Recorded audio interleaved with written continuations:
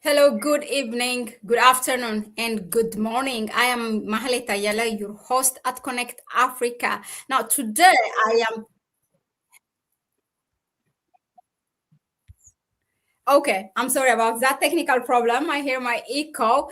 Today, as you can see, I'm joined by Dr. Benjamin Anyagre, who is the CEO of the African Continental Union Consult. He has been here a number of times, so he's a family of Connect Africa who's sharing with us from Ghana and his perspective and what's going on in the IES as well. And now for today, as you might have seen it from our topic, we are here to unpack what is or where Ghana stands in this whole chaos that we are seeing unfolding in West African states. So, what we know is, first of all, welcome. Let me just say a quick welcome and I will do the introduction. Welcome, Dr. Benjamin Anyagre. It's good to have you here again. Thank you very much to engage with you once again. It's a pleasure. And I greet all your audience. Okay, likewise. Thank you.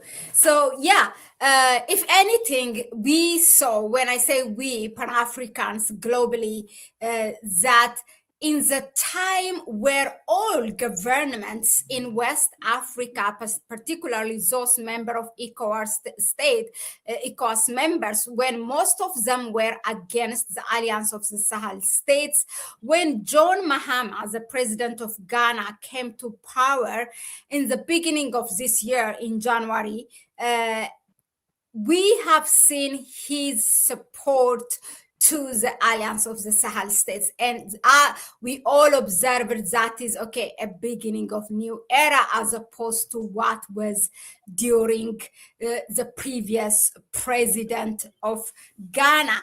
And we also have seen Captain Ibrahim Traore, who he has been part of the ceremony of the inauguration of President John Mahama. It was indeed like a breathtaking moment to see the support there. And now fast forward in this week, a number of things have happened, from a coup in Benin, Nigeria's intervention in Benin's affairs in the name of thwarting the coup, and then also Nigeria's airspace violation of Burkina Faso's airspace violation as well, and the stranded militaries of Nigeria in Burkina Faso, and then Ivory Coast calling for a permanent base, asking Trump to have its air force to have a permanent base in Ivory Coast. Things are happening so fast now. Where does Ghana fit here? We have read a news that after Nigeria took that action unilaterally to intervene in Benin on 7 December, then on the next day, we have seen ECOWAS deploying ground forces with some of ECOWAS member states. And that news came out on BBC and a number of other platforms that echoed that news. And these countries were Nigeria, Ghana, Sierra Leone, and Ivory Coast. None of those countries have surprised us, but to see the name Ghana have taken us by surprise. What do you say about this? Is there any clear stance of the Ghana's government administration right now? Give us your view, Dr. Benjamin. Back to you. Thank you, my sister. First of all, we have to be very careful with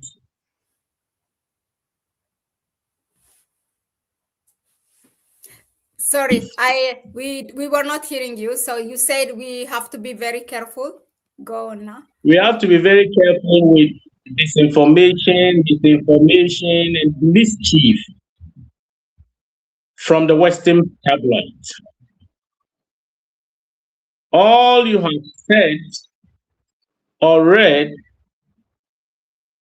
on the ground here, I haven't seen anything like that. Government hasn't come out to say we are deploying forces to Benin. These are all speculations. And you hear tabloid newspapers, tabloid saying, oh, Ghana is deploying, Ghana is preparing. Do we have pictures to show Ghanaian soldiers landing in Benin? Like we saw the Nigerian aircraft directed to Benin. So we have to be very, very careful with the information we get. And I want to tell you that it is one of the means to create division and some kind of wedge between Ghana and probably Burkina Faso. We have seen the complexities of what is going on within the sub-region. The important thing is that government hasn't come out with any statement for the Ghanaians to know.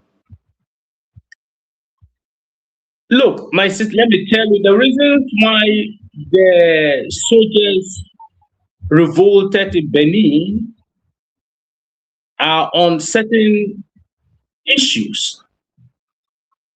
Autocratic regime. So we will come to that, Dr. Benjamin. So what you're telling us is now there is no information that came out officially from the Mahamas administration that says Ghana is deploying forces, right? To the best of my knowledge. Okay. I'm not aware of that. Okay. I'm in this country. Okay. So now this came out actually on BBC. I wish I can share to the viewers here so that we are speaking based on what is published on BBC News. Let me just get that.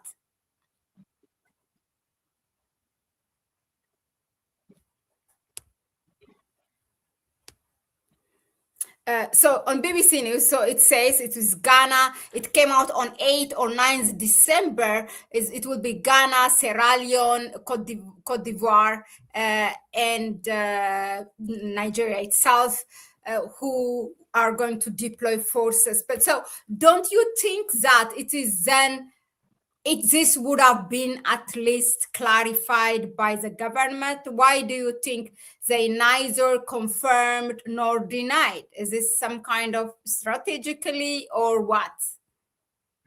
Well, the BBC report is telling you that Ghana and those countries are going to deploy. Yeah. Have they done it? That is the question.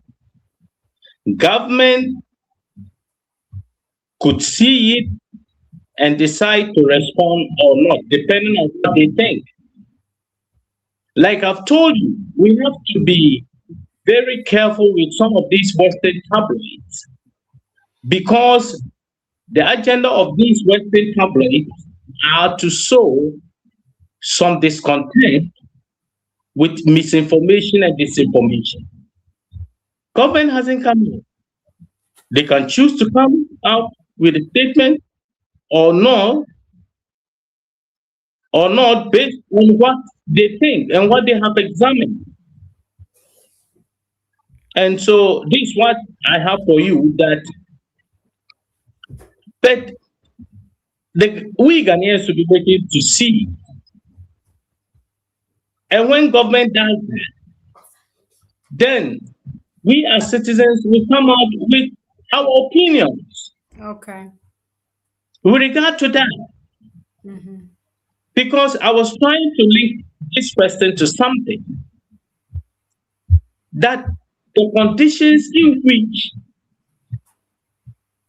the soldiers revolted in Benin Okay, was so that. let's come to that. Let's come to that. It's okay. We leave that one.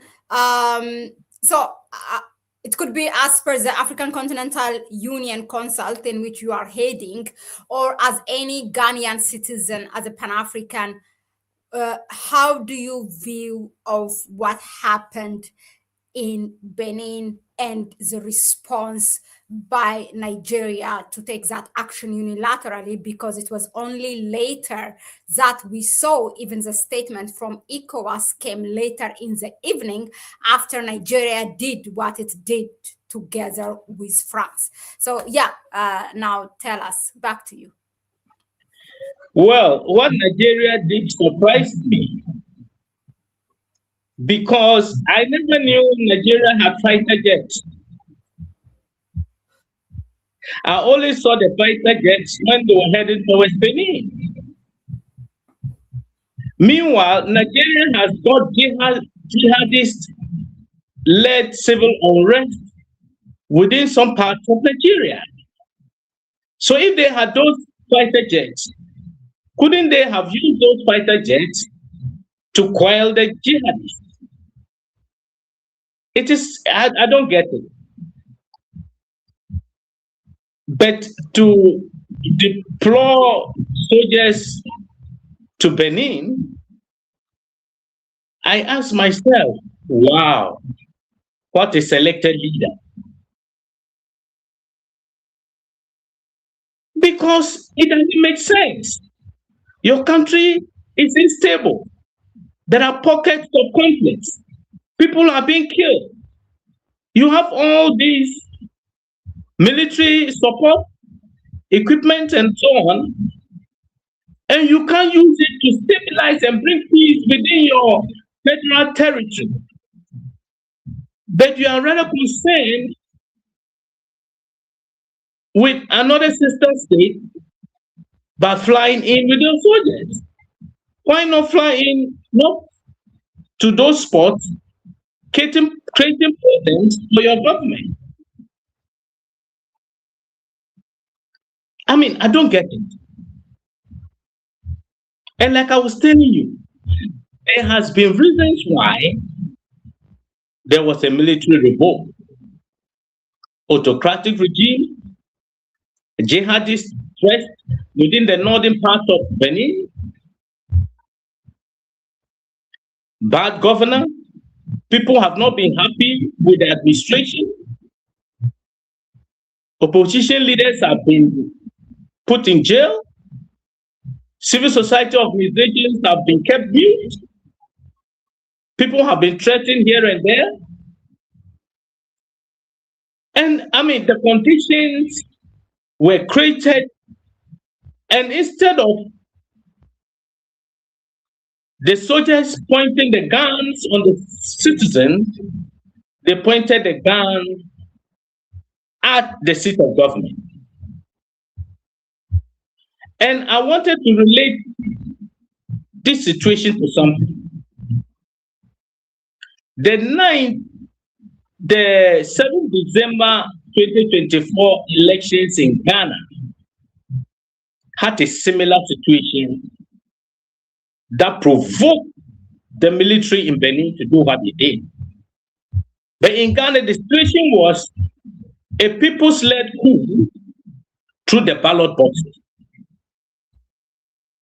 And the outcome of those elections showed that people were dissatisfied with a particular regime. And so they were booted out of office. So when that situation is created, and for example, His Excellency John Dramani Mahama comes into power, he automatically knows where he's coming from. And so if there are similar cases within the West African region, it will be mind-blowing to see Ghanaian government send troops If they do it, there'll be some kind of resistance from Ghana. People will speak against it. The popularity of the government will begin to sink. So I think they are aware of it. The whole sub-region is in a mess. Look at what happened in Guinea-Bissau. Meanwhile, this person was once an Ecowas president, chairperson. And look at what he did.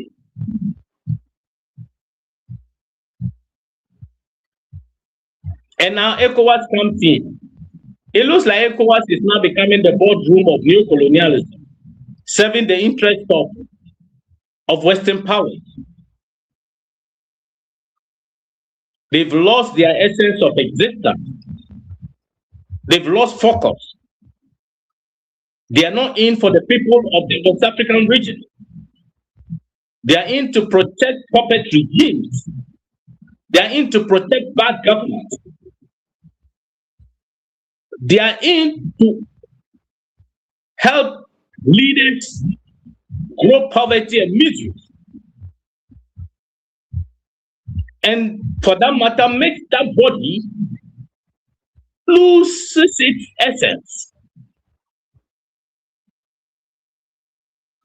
I wish in the future there could be a people's-led elections to choose the chairperson of Ecowas. So they'll be responsible directly to the people, instead of sitting governments who, by way of whatever it is, are either selected or elected. Thank you. Thank you for that. Now, I just read from one of our, in the chat section, Guada9 says, ECOWAS is a tool of Western powers. As much as I would like to agree with this person, who, I don't know whether it's a he or a she, but also I don't want to deny that there are people like John Mahama, who went extra mile and who showed his support to the Alliance of the Sahel States. Also, in return, he visited Burkina Faso and Mali. No one dared to do that. I know we have seen the Senegalese president and then later the prime minister have done it, but that was a different case because they have a pressure from their political party, from their supporters, because we all expected that when Diomaye Faye came to power, that Senegal will join IES. But John Mahama, to do that, it's a different case. So as much as I would like to agree, I also disagree that not all ECOWAS members are the one who are serving the Western powers. But again, it has fallen into a question mark because now Nigeria's action to do that unilaterally without consulting, because I can draw an example, a similar example, just 2 years ago in Niger, when that revolution happened. If Nigeria or Bola Tinubu has dared the same thing, I mean, he knows the response, but anyway, he kind of followed the action, because first he gathered the ECOWAS leaders and he called for an emergency meeting in Nigeria. And then, as we all know, ECOWAS was divided into two: those who wanted to take a neutral action and those who were on Tinubu's side, who wanted militarily to intervene militarily in Niger. But at the end, his own governors warned him that he shouldn't do this, so we did not see that military action taking place.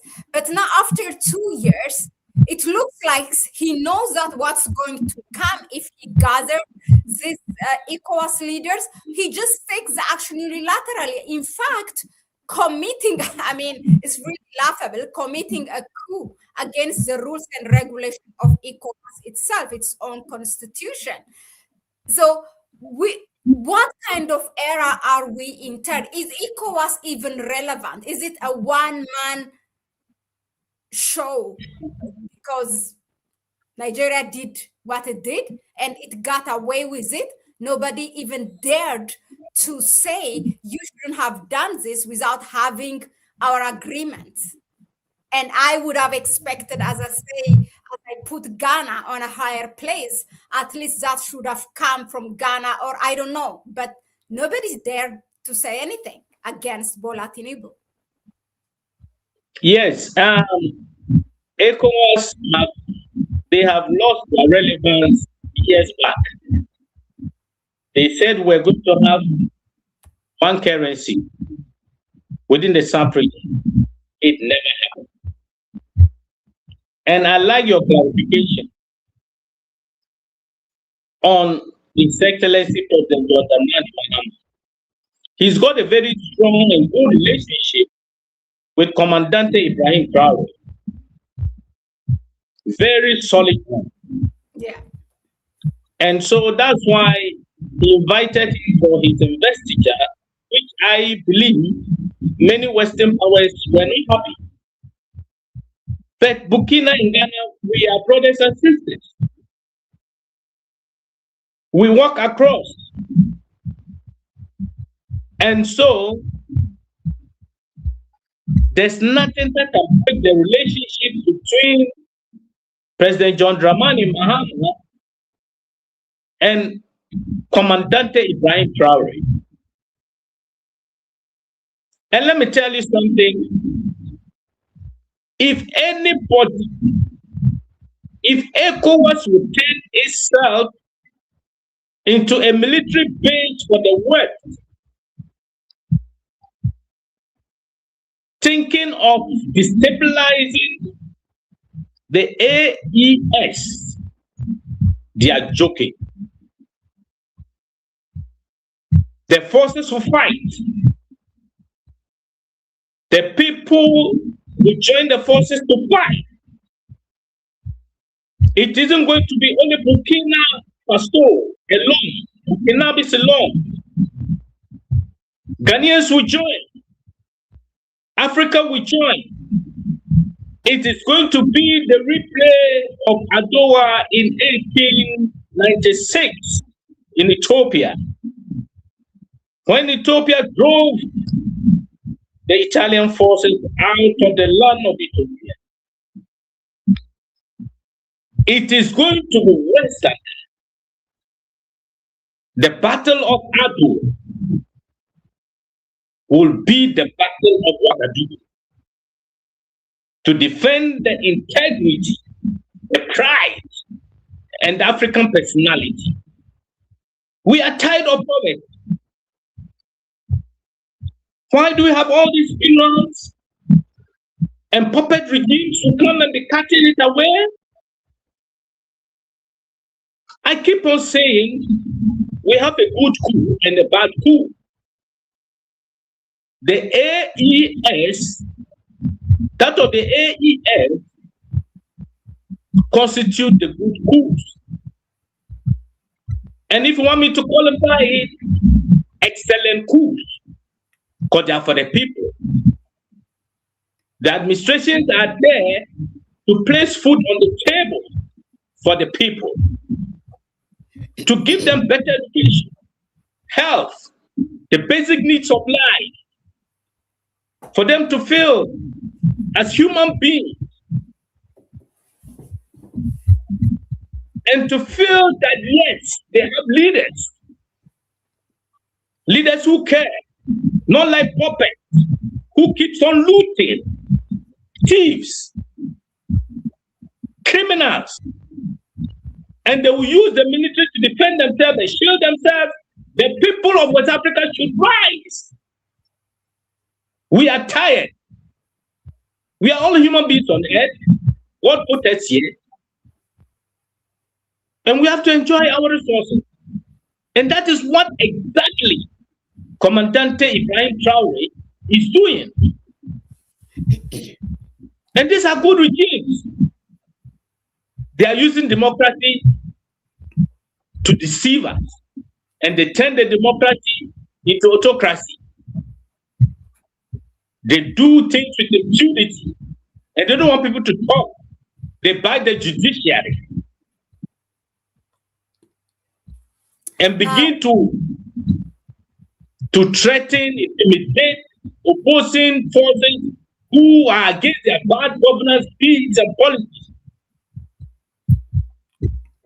We are no more in the era of those days. We would never allow recolonization, slavery. Enough is enough. The people of Burkina Faso are now much more aware. The people of Africa are now much more aware. But it is not like before. Thank you, Dr. Benjamin. I hear you, and I'm sure the viewers understand. We are tired, and as of the bad coup and the good coup, in fact, it's also called revolution. What happened there? But I also, I kind of beg to differ, because look, the more we say, when I say we Africans or Pan-Africans, the more we say we are tired, the more we admire and love and support the Alliance of the Sahel states, the more these political, I wouldn't call them leaders, these political rulers are deceiving us. Help me to understand. I'm going to put a scenario for you, not a scenario, kind of a summary. First, we have this direct colonization by Europeans, white Europeans in Africa, right? Colonizing Africa. And then we transited to a neo-colonization time. And then we have, even as we say on the cover, we are going to liberalize our economies, this and that, because some political rulers say that. But then under the table or behind the scene, what's happening is, in the name of aid and loan, they agree to sell our natural resources for whatever. They do anything that's not in the best interest of their people. Now, the other step, and the step now, the era that we are entered is now we have political rulers like Bola Tinubu, who does not even have a shame. He's just doing this in daylight. We have an African, they don't even need to do the Western powers any proxy wars or whatever. They have an African country or ruler that is willing to deploy, who intervened actually militarily in a next African country. So what do you, the more we say we are tired, isn't it it's in contradiction? We are tired, yes, but we should find ways and means to get ourselves out of that way. And one of the basic things we should do it is awareness creation. Just like some of your media stations, your station is doing. We need to create more awareness. We need to erase ignorance. Our people must be aware that they have the power residing in them. And one of the tools some of these puppet government use is money during election. They use money, they monetize their local system. They go buy it. But until citizens begin to realize that when they bring anything of that sort, they should take it and be vigilant to hold such leaders out of power.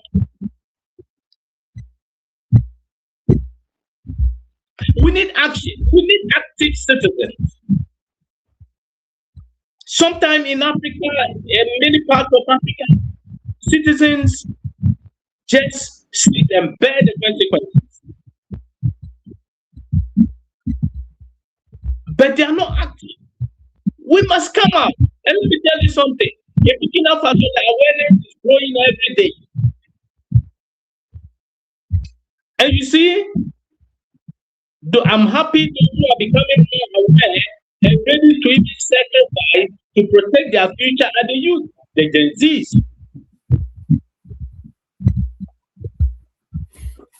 And I'm praying that one day the military itself will have that consciousness to defy orders, bad orders. They are using the military, the state apparatus, to do what they are doing. And when they get to know that they no more of protection, and the people are not there for them, because they have denied the people, they have betrayed the people, then we see what will happen. Look at what happened to Mobutu. He was finally buried in the white cemetery in Rome.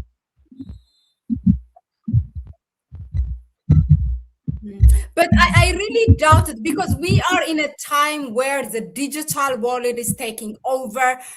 In fact, I think most of the young generation today are using all the information is in their palm. So I think the Africans are more awakened right now. But when it comes to action, I disagree that I don't think it's awareness creation. People are aware what is going on. They know what is good, which one is a true revolutionary, which one is, in bed with colonial masters. They know that. It's just that when it comes to action, I don't understand. Look, for example, one of our regular viewers, the Juma Boutique here, said, that Bola Tinubu does not represent all Nigerians. I completely agree. This is why I'm calling the president by name, not saying Nigerian. So if I made a mistake, I'm sorry. But the thing is that, look, also for you, Dr. Benjamin Anyagre, you might help. And because I say the Juma, because he's a Nigerian, help me to understand. We have the best intellectual people in the world, which are Nigerians, in whether having a position in the entertainment industry, as an activist, an actor, whatever. We have the best Nigerians, but when it comes to really, I don't know what the psychology lies behind the Nigerians for having that tolerance to have an incompetent leaders for so long. In fact, if any nation in this continent, that, because they will tell you direct, it will be Nigerians that will take the stress first if they don't like something. But what is this psychology that they cannot say anything to their own presidents? Not only Bola Tinubu, also others. Dr. Benjamin, do you have anything? Yes. The situation of Nigeria is quite disturbing. But before I answer that, you mentioned that awareness is there. The awareness is there within activity, within action, except a few youth. The point is that the Gen Zs you saw, they charted a different path. They politicized their movement. They did tribalize their movement about their future. In Nigeria is a country with so many tribal groups. The religion in Nigeria is a factor.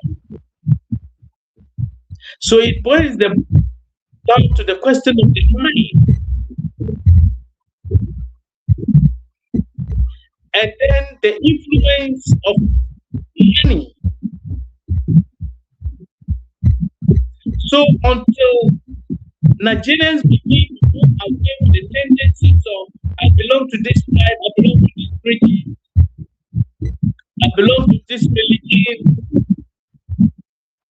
I mean, I don't want to, but the sound becomes, there's something that is, we hear a background sound. I don't know for the viewers. If you can hear, please say, like, maybe give us, for example, number one or something.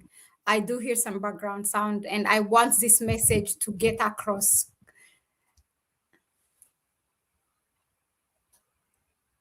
Can you hear me now? Yeah, I hear you. Okay, maybe a bit louder. The sound is still there. Okay, just maybe louder. Okay. You can hear me now, right? Okay, they say they can hear you. Yeah. Okay, go on, please. Yeah. And so, like, I've mentioned certain topics, and there's one thing, you see, their leaders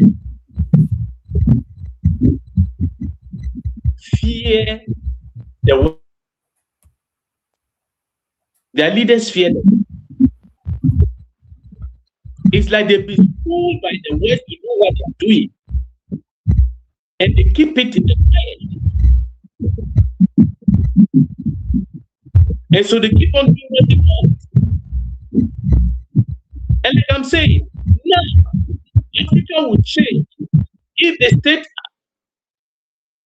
forces, the military, instead of being used against the people, will now rise up to say that, look, we are also civilians, but in uniform. That is where things will change. And until we dismantle the new colonial structures we inherited from colonialism, it will also help. So these are some of the things that the military is a body being used. So there should be much education with the military, even in homes. Families should begin to parents who are in the forces. Ask them questions. Why do you do what you've done? Why are you allowing such a person like Tinubu and many other, like you said, many other leaders in Africa to be doing what they are doing? They should be asking them questions.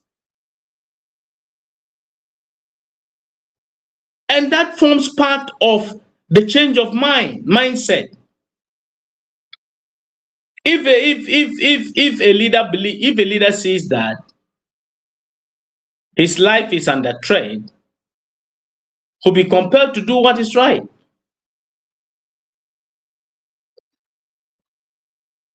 You see? Yeah, but I don't. So speaking of the military, what happened in Benin? Now, this is of course my own opinion or my own analysis. I just can't help it but to think the coup in Benin that happened for 12 hours is perhaps a staged coup, because the events that followed the Benin coup are more important than the Benin coup itself, because then on the next day, immediately, Nigeria violated the airspace of Burkina Faso. And then they talked, I don't know how, they talked about deployment of forces in Benin. And then we have seen Ivory Coast asking Trump directly to have, U.S. military, U.S. Air Force, they call it the Beach King airplane or whatever, but it's related to military, to have a permanent base in Ivory Coast, in which Ivory Coast is asking this. Now, it seems that there's a bigger thing cooking in the region. It just makes me to forget what happened in Benin. So they are rushing for something. Macron told us on his Twitter or X post that as per the request of Bola Tinubu, supporting what Tinubu is doing. And now Ivory Coast is telling us, perhaps it is the US who did it, but it's Ivory Coast is coming on the news and saying we requested this and that. So perhaps it wasn't just the coup of Benin. They wanted something bigger that has to do to destabilize the IES. Do you have the same feeling, or what's your gut feeling, Grace, about this? Yeah, that is an assumption. Yes. That general suggestion that it could be staged. But like I told you, we can determine whether a coup is a good coup or a bad coup will depend on the number of days or months they will stay in office. At least would have been if they had succeeded, we would have evaluated them, let's say perhaps after 6 months, to know whether this is a good coup or a bad coup. And they would have been in position to affirm whether it was staged, because there would be no changes. It will be the same system running, but with leaders being changed, like the West have been doing. They are very good in doing that. A typical example also is what happened in Guinea-Bissau, where it was staged. That one was clear. And even President Goodluck Jonathan, said it. He was furious about it. And the whole world saw it. When it happened, I had that feeling that no, this is not proper, because they hadn't declared the results. They were about to. Who is they? Who is they, Dr. Benjamin? I mean, the former president of Guinea-Bissau, who fled, and now is in Congo Brazzaville.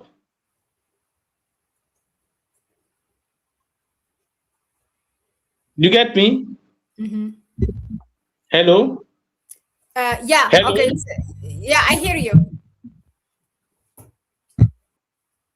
So it is a cabal within the sub-region. It is a cabal, a network of African leaders within the sub-region who tend to use in one way or the other the military to perpetuate, their stay in power. That's why I am saying it borders on the consciousness of the military. If those being used can defy positive defiance, it will help. But if they allow themselves, then that creates problems. And we can always evaluate a good coup and a bad coup after some months of them being in power. I mean, the military regime.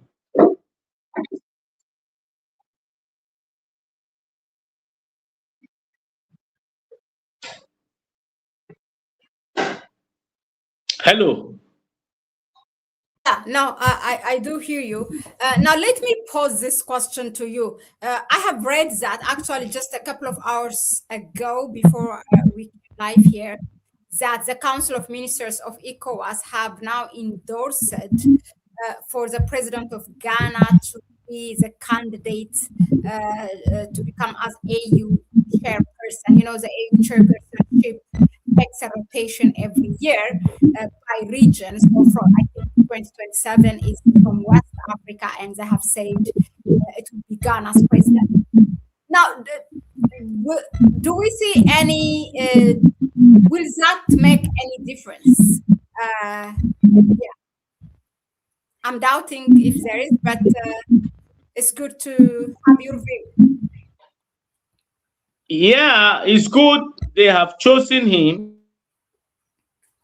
to be their sole candidate for the sub-region. And it is a good thing they've done, because let me tell you that good relationship building is very important.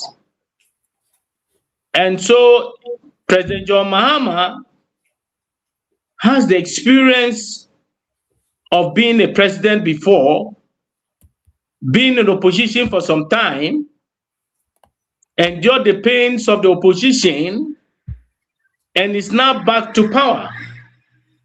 He has learned a lot. He's been equipped with experience, and he knows the situation in Africa. We all heard him speak at the United Nations. We've all heard him speak at various fora. And he has expressed his desires about how Africa should be.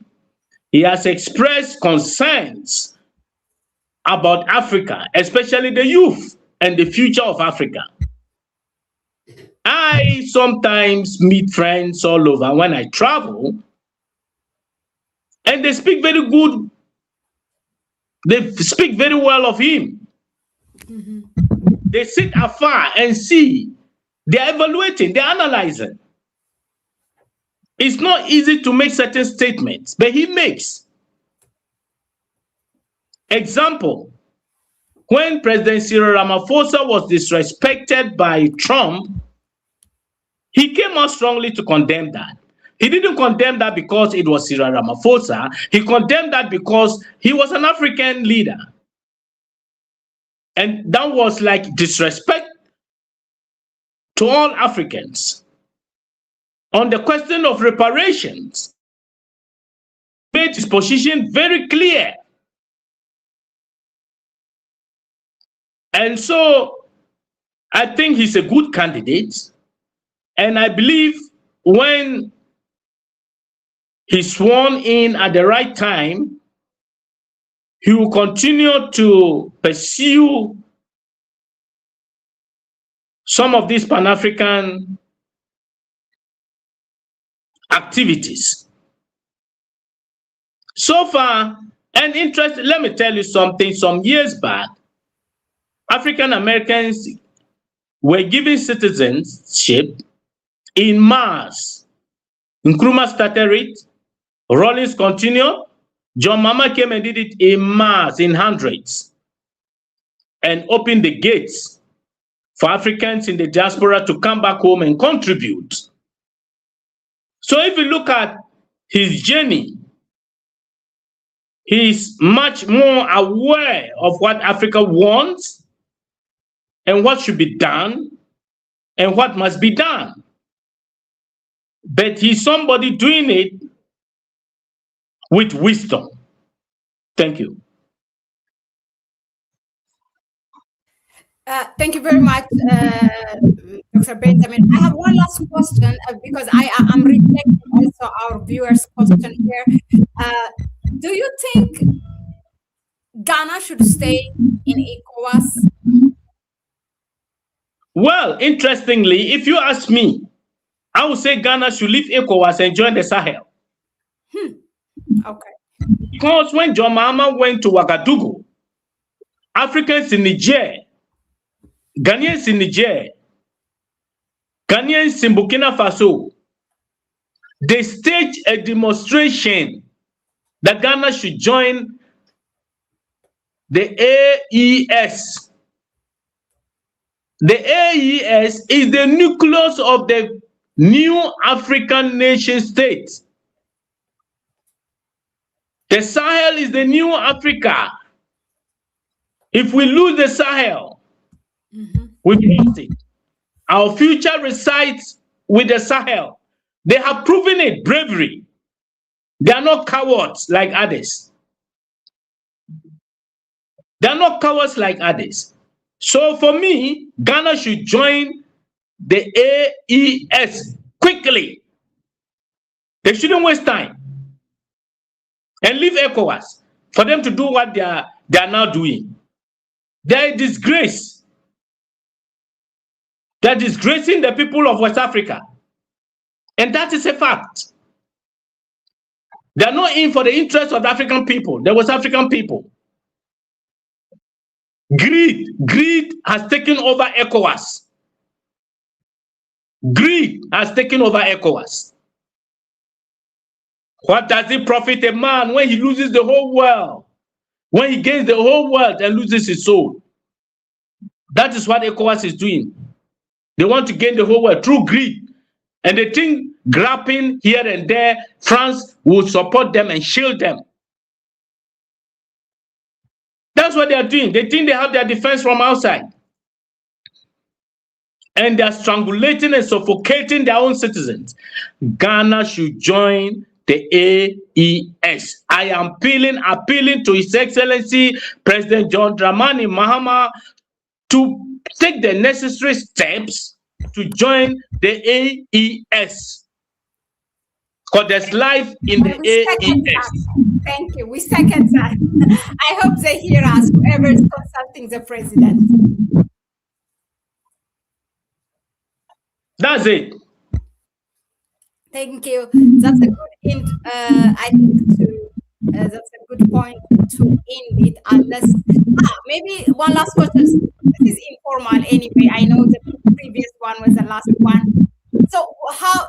For, I was saying, I think was it yesterday that I think again building on what I said before, there's something bigger.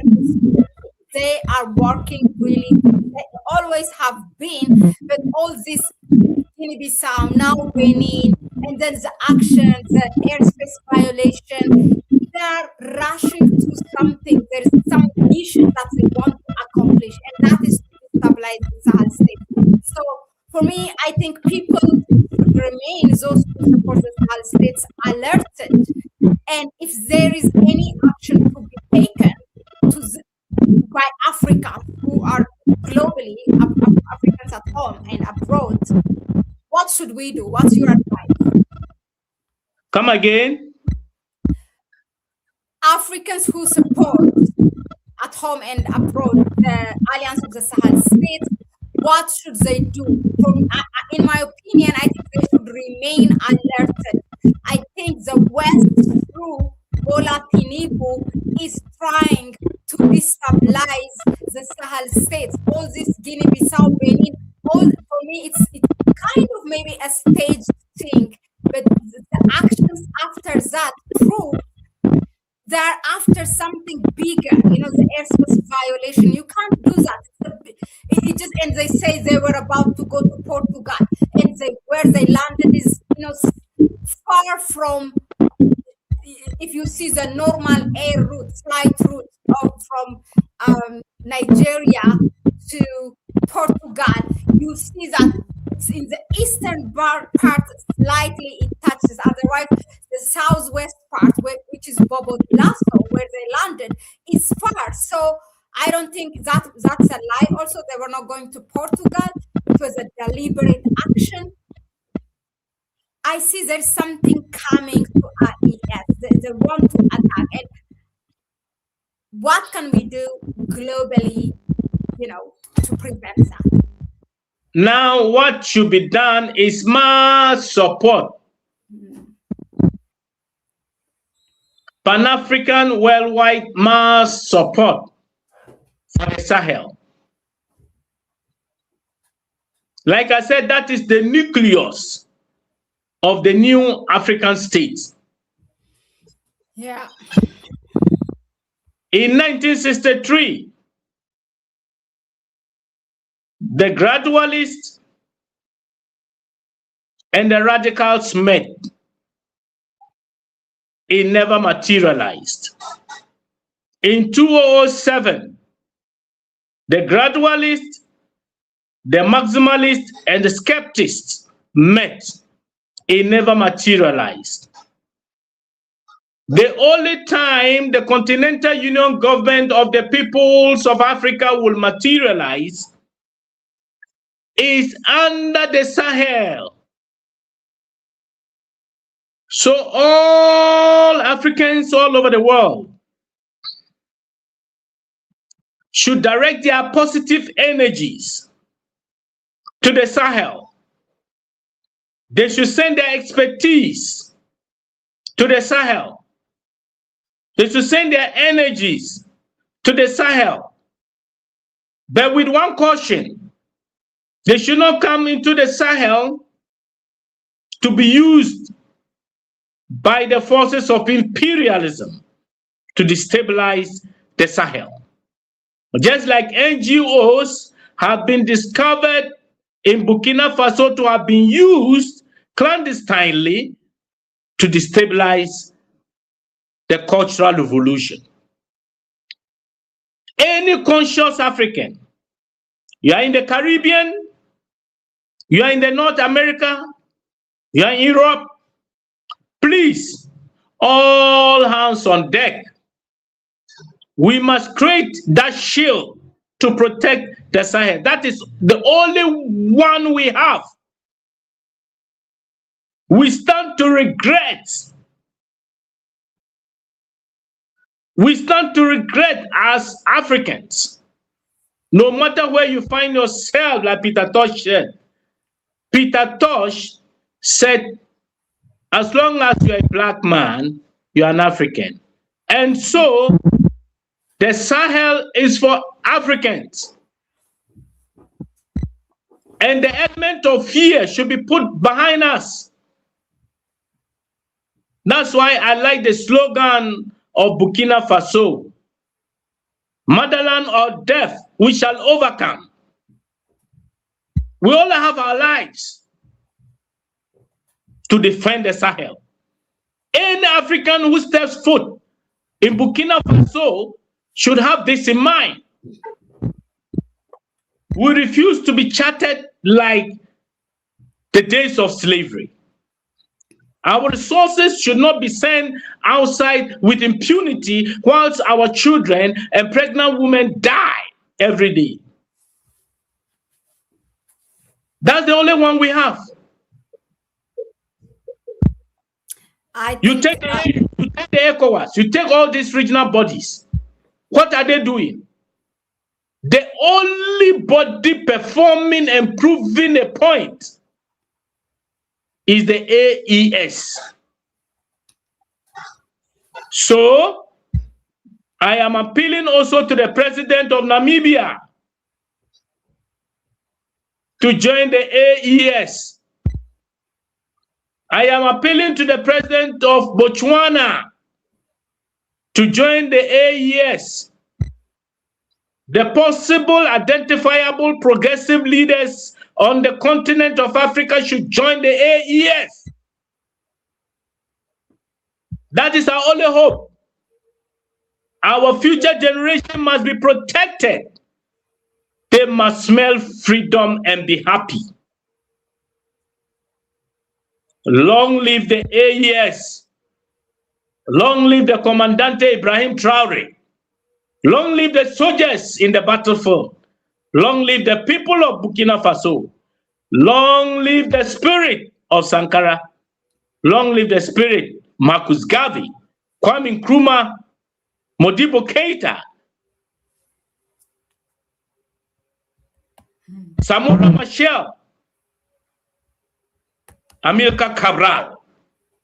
We are invoking their spirits to protect and defend the Sahelian revolution. And once again, I'm appealing to President John Dramani Mahama. He's a very conscious leader. He should join the AES. He should join. No fears. We have nothing to lose. But poverty to chase away, hunger to chase away, miseries to chase away, unemployment to chase away, and to give hope, assured hope to the youth of Africa. Thank you, my sister. And thank you. Thanks to your viewers. Thank you. We indeed have here a beautiful and engaging viewers here. Let's meet there, hopefully, the advisors of President John Mahama out. Definitely Ghana should join, Botswana should join, Namibia should join. I know selectively you call those countries. I know why. And also on the note of we should gather that mass support before it is too late. This time was showing the support to AES, and also President Bola Tinubu should not get away with what he did to unilaterally do that. So I think this mass support should be at the same time a protest against what Bola Tinubu did. In fact, that would have been nice if Nigerians do it in their country. But before we are going to wake up one morning that the West did what it wants to do through Bola Tinubu, removing these leaders or whatever they are trying to do at the AES, it's better to take that action sooner. Thank you very much, Dr. My sister, let me tell you something. I am appealing to the people of Nigeria. Yes, please, that one, yeah. If they unite and cleanse their country out of corruption and state capture and bad governance, every soul in Nigeria will enjoy the fruits of Nigeria. That should be put at the back of their minds. Divisionism will destroy Nigeria. Unity will bring happiness to Nigeria, because Nigeria with all the resources shouldn't smell poverty. There shouldn't be poverty in Nigeria. No. When we are talking of human resources, Nigerians have human resources, expertise. The only thing destroying their country is greed. Greed, greed. Deep-seated greed. Yeah. They should come together and everybody in Nigeria will be happy. And the good leadership. That is why Nigerians should push. And for me, they should push and join the AES. Thank you.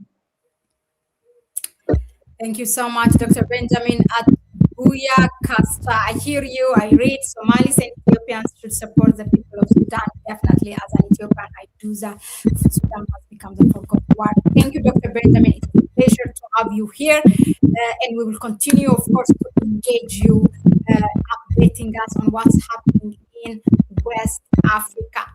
The day Nigeria makes it, the Juma said, the day Nigeria makes it, the day Africa becomes free.